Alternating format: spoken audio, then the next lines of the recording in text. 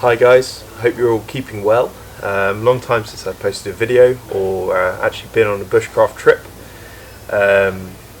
Sadly 2020 has been a pretty difficult time, not just because of the coronavirus and lockdown and things like that, but other things as well that have happened. Sadly the year started with me losing my best friend. We then had car accidents and all sorts of things that happened.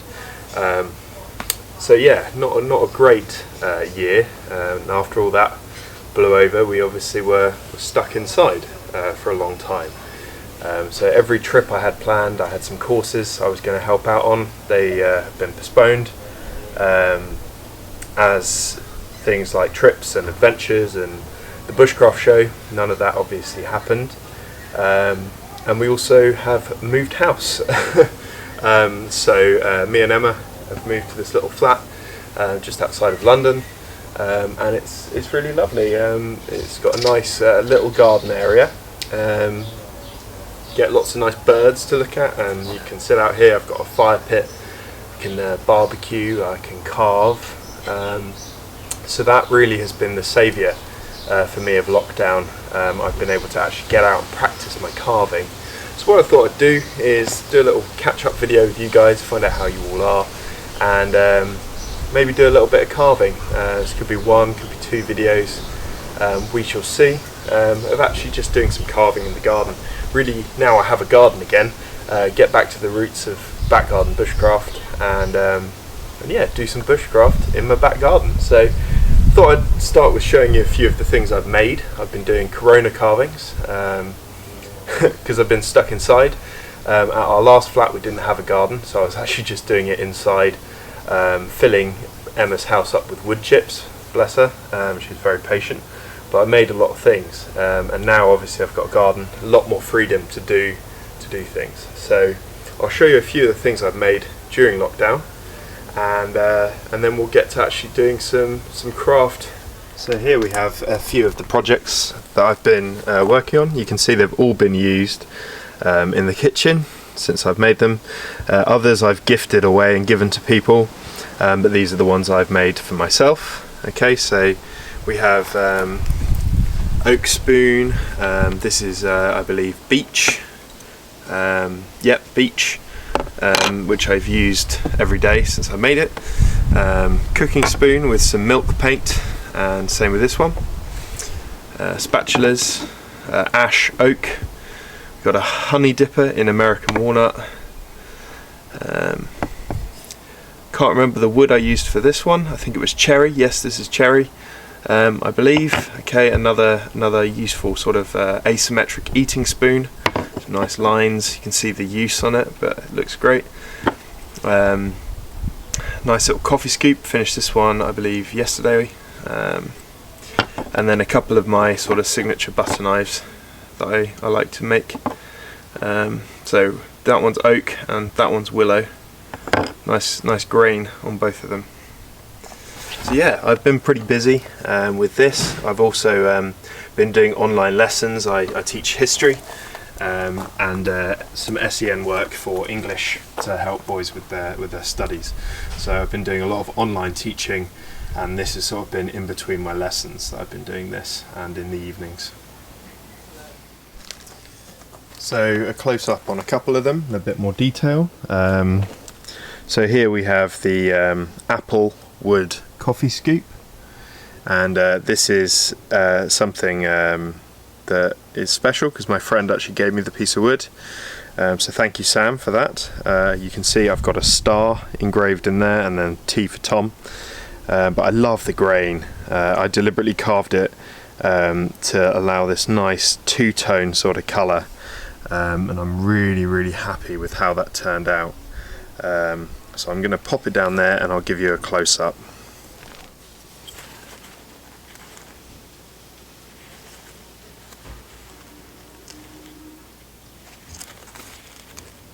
You can see the nice grain on it. Here we have a asymmetric eating spoon, okay, in cherry. You can see the coffee and tea stains have changed the bowl's colour, which I really like to have use on my spoons. You can see the profile of it. Okay, Okay, none of my carvings are perfect, but they're functional, and I enjoy the sort of hand-carved aesthetic of them as well. I carved around a knot and tried to leave that knot in. You can see the discolouring from the knot right there where my thumb is.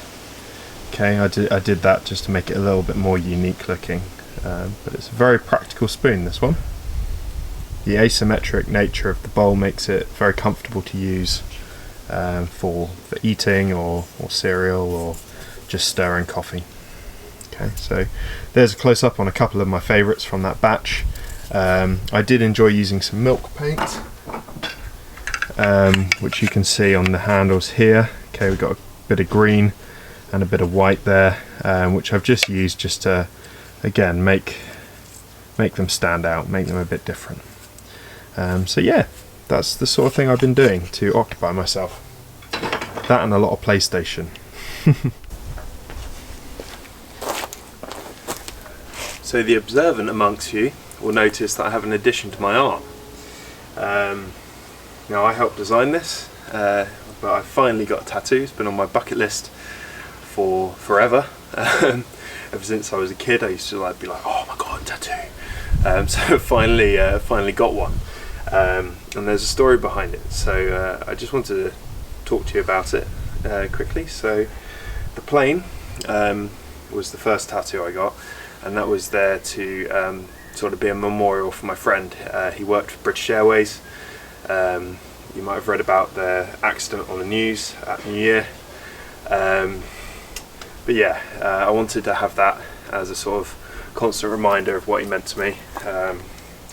Yeah, and it was a great comfort to me to have that, and sort of carry a bit of Joe with me everywhere I go. So he loved planes. When we were at school together, he used to go and buy plane magazines and things like that. So having the plane on me, it's not because I love aeroplanes, it's a bit more of a story to it than that.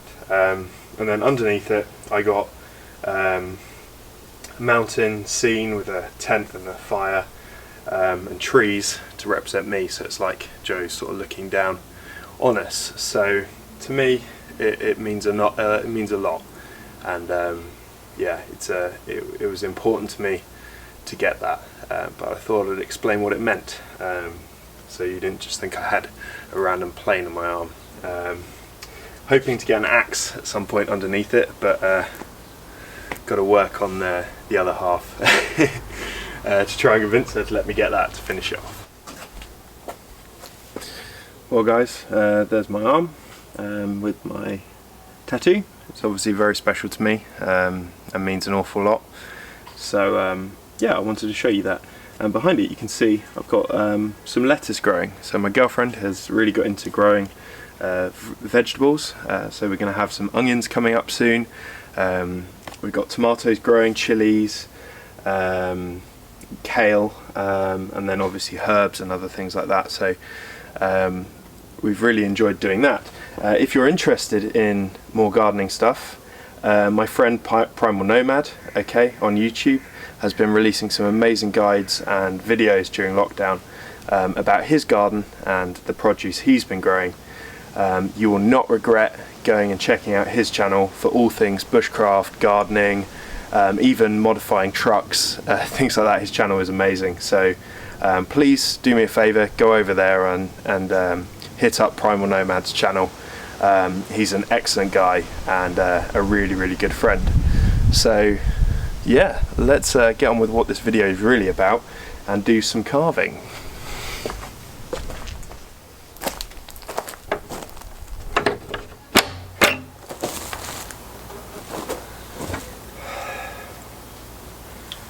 Okay, so guys, what I've found here in my shed is a piece of cherry that I've been saving for a carving project.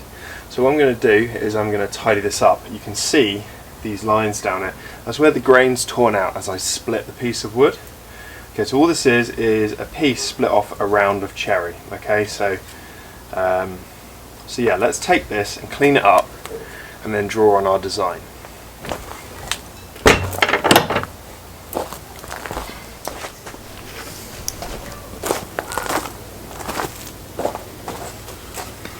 Okay, so for this I'm going to use my trusty old wildlife hatchet. Had this axe for about 4 years, something like that. It's very, very reliable, great for carving, good for small camp tasks like splitting kindling. And it can do a lot for its relatively small and light size. So what I'm going to do is I'm going to take this down. Now there's actually a bit of woodworm in it, so we need to take that off. The grain is ripped, so first things first, I'm going to clean up this edge, okay, and I'm going to do it by putting a series of stop cuts into the side of the piece of wood, okay, not going much higher than halfway up, because obviously you've got to be careful of your fingers, which I'd like you to note are all tucked nicely out of the way. Okay, you can hold it like this, and you've got all of this wood in front of you. As long as you're not bringing the axe up too high, okay, it's quite safe. But you do have to really concentrate doing this, because it's a small piece of wood and an axe is extremely dangerous. Okay, so I'm going to put in a couple of stop cuts, so 1, 2, 3. Okay, the next cut I'm going to try and bring all of those stop cuts together. So let me bring you in for a close-up of that. Okay, so hopefully you can see that that's torn the grain out and that you can actually pick that off. But basically the next cut, we just bring it down and join them all together. Okay, notice I've only gone about halfway, so then flip this over and do exactly the same thing on this side.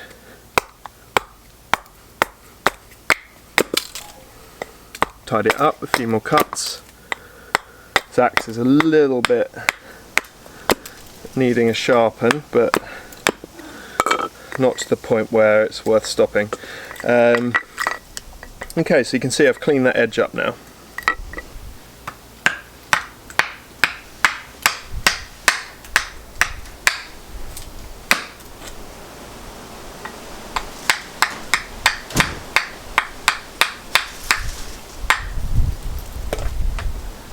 Okay, so I flatten that front off, and that'll allow me to put the design on. I just need to clean up a bit of this grain at the back. So again, not going higher than halfway.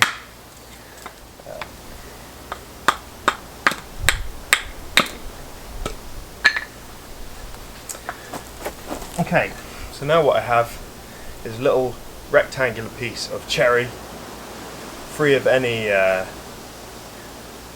defects really. Okay, a little bit of woodworm still on this side. I want to make sure I get rid of that. So let's take it a bit deeper. Yep, that's gone.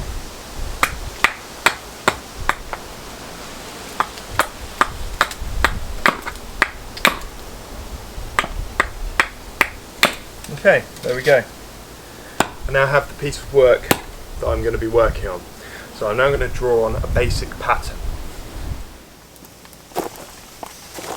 Okay, so as you can see, this piece of cherry is almost two-tone. It's got darker grain here, lighter grain here, with this stripe through the middle. So I'd like to use that to my advantage, because that's a nice grain pattern. You can see that stripe's almost green. Okay, so what we're going to do is we're going to look at which side we want to be what.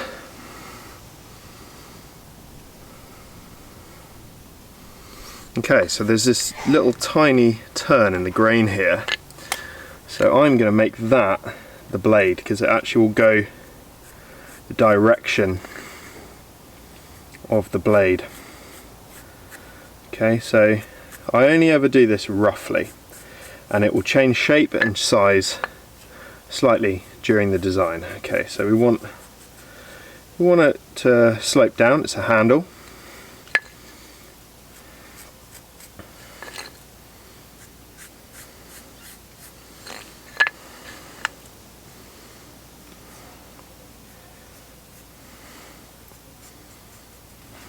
Okay, and I think you'd all agree that resembles a knife, a butter knife. And what I'd like to do is put a differentiation between the handle and the blade. Okay, so this bit here is going to be thinner than this bit here.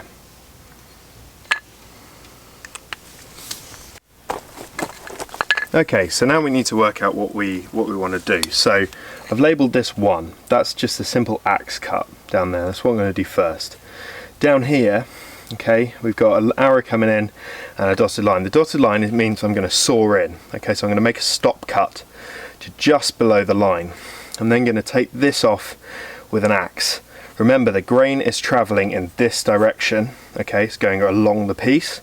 So if I was to hit what is going to be the blade of the butter knife with the axe, it could split all along the grain. So I have to be very careful not to do that.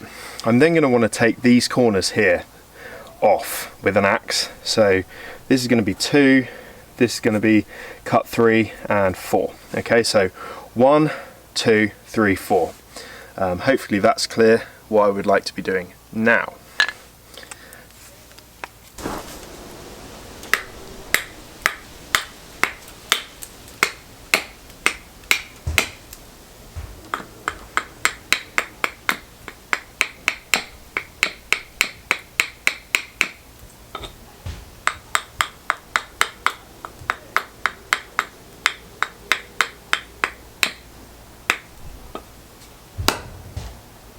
Okay, so that's cut 1 done. Let's get my saw out, okay, and make the stop cut so I can make chop number 2.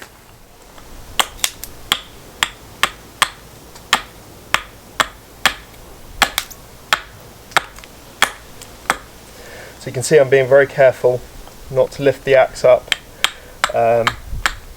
keep my fingers behind the project, and I'm only putting force in when I get a bit further down. And then I'm levering so it splits up to the stop cut. So you can see I've just brought it in there. To save me going too close to my fingers by trying to take it right down to that line, I will do that later with a knife. Okay, so now it's just a matter of taking off this side here. So again,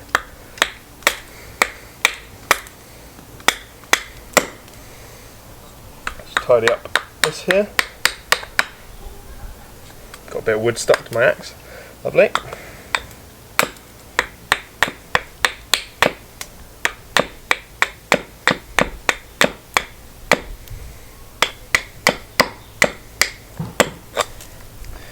Okay, it's nice into the line.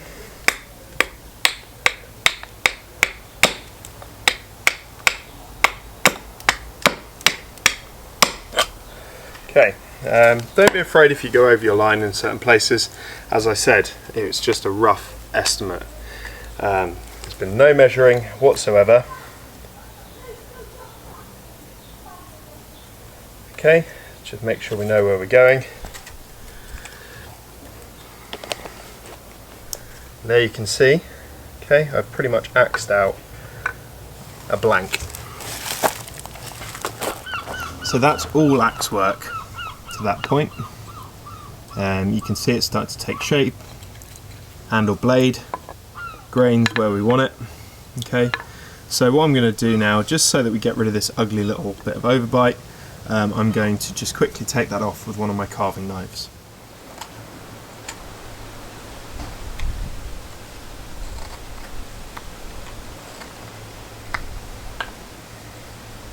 Okay, so when I'm carving towards myself like that, what I'm doing is I'm using my fingers as the only force that's going in, so I'm pushing it rather than pulling it in with the other hand. Almost all of the pressure is coming from pulling that knife in with my fingers. Okay, my arms are tight to my body, give me optimum control. I've got this here, the blade will dig into, and I'm also tilting the blade at an angle away from my body, so the only thing that can touch me is the wooden butt of this knife. Okay, so I once had someone who was watching me carve come over and say, in the Scouts we're told never to carve towards ourselves, blah blah blah, you don't know what you're doing. Fair enough, everyone has different things they see as unsafe or safe, but to me, I'm confident doing that technique because I know where the power's coming from. Okay, it's coming from my fingers. I have complete control over the knife, and it's a Swedish carving technique, I believe, and something I've been taught on courses, and it's very, very effective. And actually, with this particular project, a lot of it is in very close confinement, and so actually being able to do that sort of sloyd technique is really beneficial for getting the angles that you want on the handle and things like that. But please do not just take my word for it, watch other content creators, learn from much better carvers than myself, their techniques for carving, watch particular videos on carving, knife grips and things like that, like the chest lever is very useful too. Okay, so that's the chest lever, especially useful for removing lots of material. And you can see what I'm doing is making sure that when I'm using the knife traditionally, I'm not cutting into my legs or the triangle of death, I'm cutting it out to the side.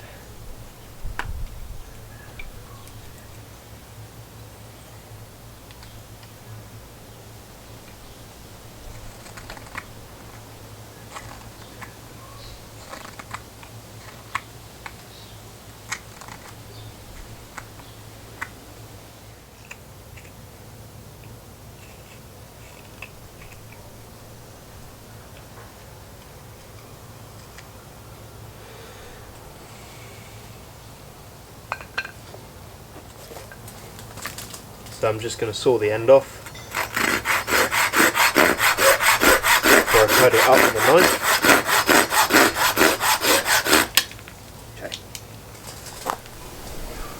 Okay, so where I've sawn the edge flat, obviously the saw sort of tears the wood a little bit, so I'm just going to really gently tidy that up with my straight knife.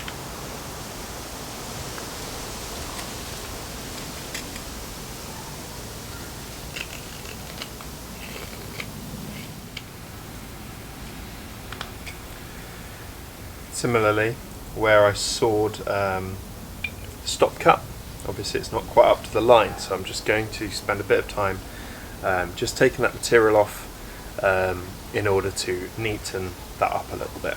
Okay.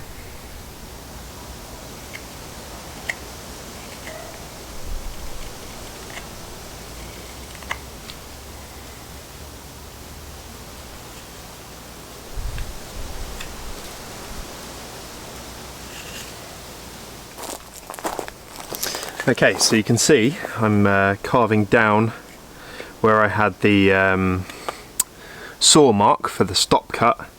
Okay, and what I'm going to do is just make sure to wiggle that a little bit to free up those fibres, and then meet the cut from this way. Okay, and eventually those fibres there are going to drop off just like that. Okay, so it's just about meeting that cut and making that neat.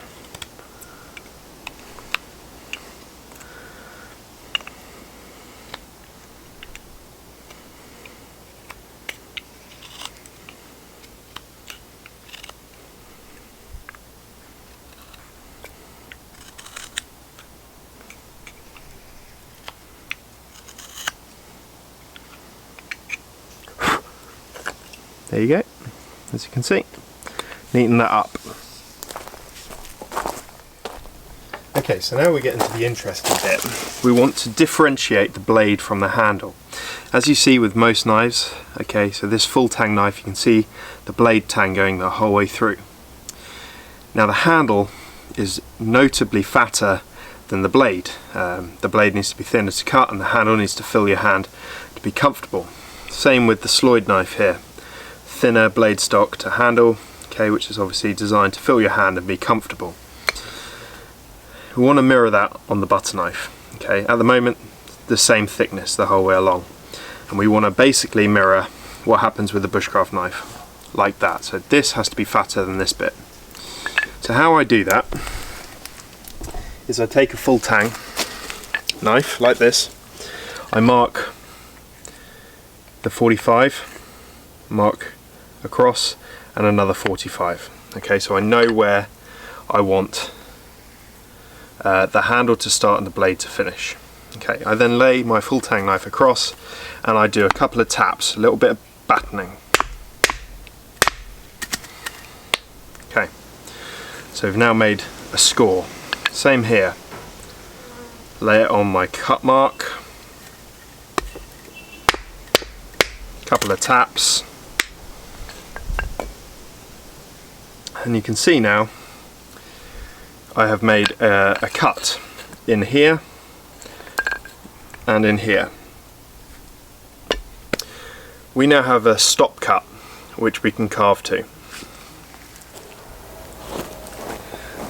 So by battening in the stop cut, what we can now do, is being very careful, is we can push the knife in.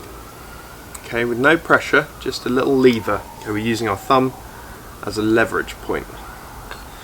And as you can see, I've carved into that stop cut, and I can now remove that piece of wood. If I do that a few more times, pulling a bit further along the blade each time, okay, and then a little wiggle to free up the fibres, and then remove the material. And I will do a bit of this, and then I will show you the result, and you'll see what I'm getting at.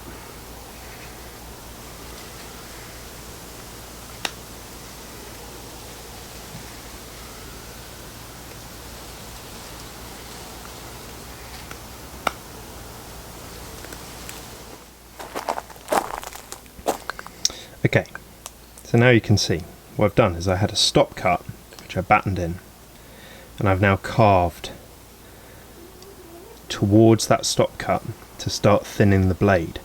What I will do is will continue thinning it and working back towards the tip. Okay, so let me show you again. So here I will push using my thumb as a lever. I will then sever the fibres with a little rocking action,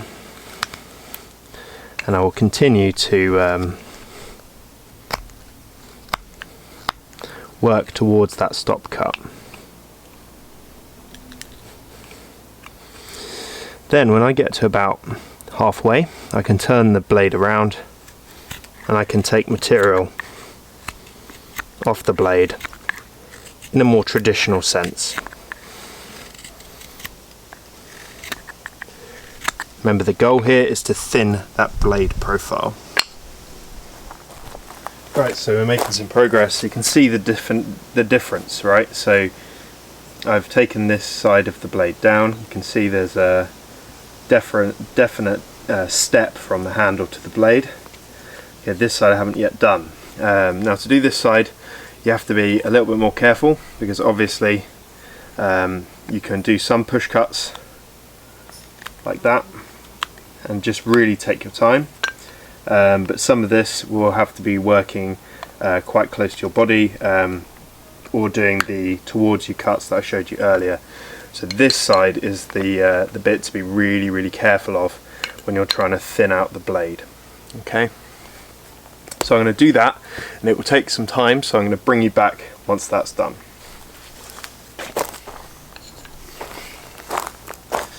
Okay guys, made some progress. So hopefully there you can see what I'm talking about. You can see that the blade is notably thinner than the handle, okay, meaning I'm going to have a more comfortable grip, okay, and it's going to spread butter and things like that easier. So that takes some real practice to get the technique down for that, to make that efficient, and it just comes down to practicing the different knife grips and cuts and things. So now the next job, okay, is we're going to make this handle quite comfortable, because at the moment these are ridges. So what we're going to do is we're going to take the ridges off, blend it all in, and just tidy it up so you can't see these axe marks. Then we're going to tidy the blade, and it will be pretty much there. Don't want to take off too much material here, because the piece of wood wasn't that thick to begin with. And I don't want to lose the definition between the blade and the handle that I spent so long carving in.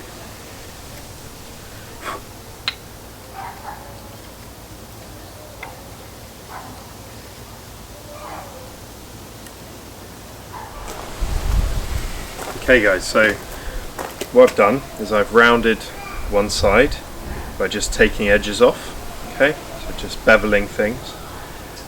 Not quite finished yet, but I'm going to just do the same to this side. You can see this side's flat, this side is slightly rounded. Okay, so I'm just going to round the other side. And remember, you don't want to carve uphill on the grain because you'll end up tearing it out. So you just have to look at your carving and actually determine, okay, if I'm rounding this, am I going up or down the grain? So you can see I'm just beveling the sharp edge basically of the wood. Every time you make a cut, it's making two other high points. So every time you take off a high point, you're slightly smoothing out the sharp edge, slightly rounding. Right, I'm pretty happy with the handle. It's pretty comfortable, looks nice, and so now what I'm going to do is just basically like you sharpen a knife, I'm going to sharpen this butter knife. Not really so it's thin, but just so that it's got a nice spreading action. So, yeah, I'm just going to take off material near the edge, as it were, and thin it towards the point.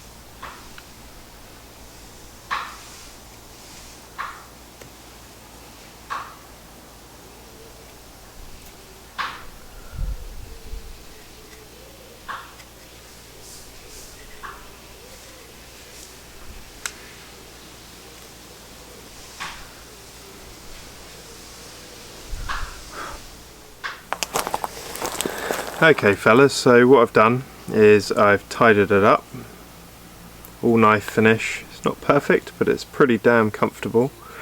It will work really nicely. Got a nice distinction between the blade and the handle.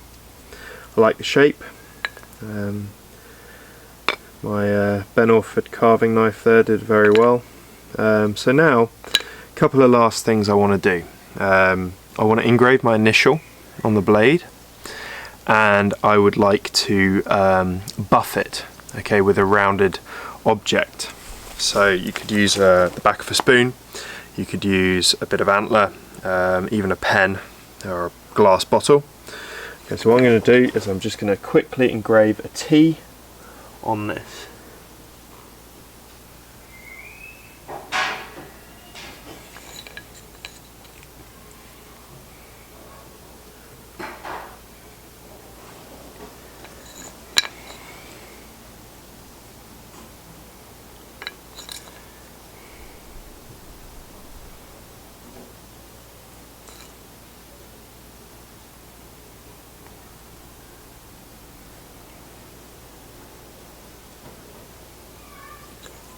Okay, there you go. Letter T. Okay guys, this is the most exciting bit about carving. Okay, so once you've got your finished butter knife, the coolest thing to do, okay, is to check out what magic the grain holds with a bit of oil. It's not just a bit of oil, that's a bit too much. That's the problem when you're looking in the camera. Just get that on. You can see that line down it that I was telling you about at the beginning. So let me back the camera up, trying not to get oil on my lens, and I'll show you the little trick to buffing these things. Okay, so you need something that's not got a 90-degree spine. This is actually rounded. And basically what you do is you just rub it and press down. And what it does is it softens out those carve marks and basically buffs it.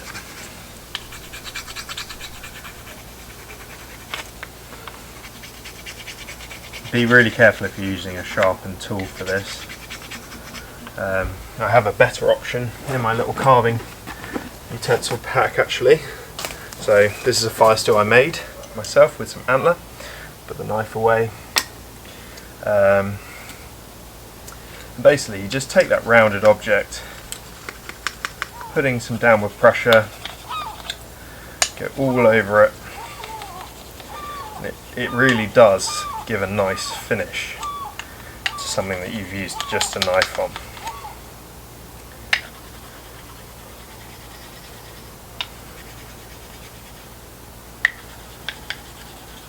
It took me a long time to work out this.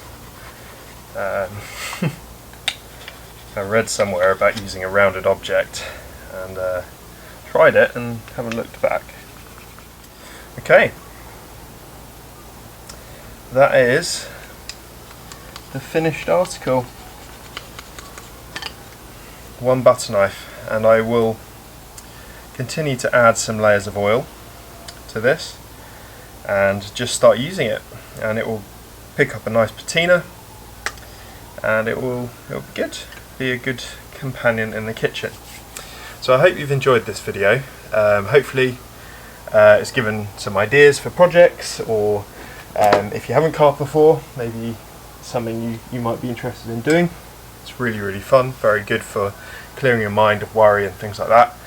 And yeah, it's just a lot of fun, and you actually visually see progress and improvement, and makes you feel good when you finish something with your own two hands and some traditional tools. I'm going to show you this up close and then I'm going to end the video, but thank you very much for watching. I'm sorry I'm not in the woods, but with social distancing and everything, this was what I wanted to do. I wanted to show you the reality of what I've been doing, and this is how I've been spending my time. So hopefully you've enjoyed it. Alright guys, I'll catch you soon.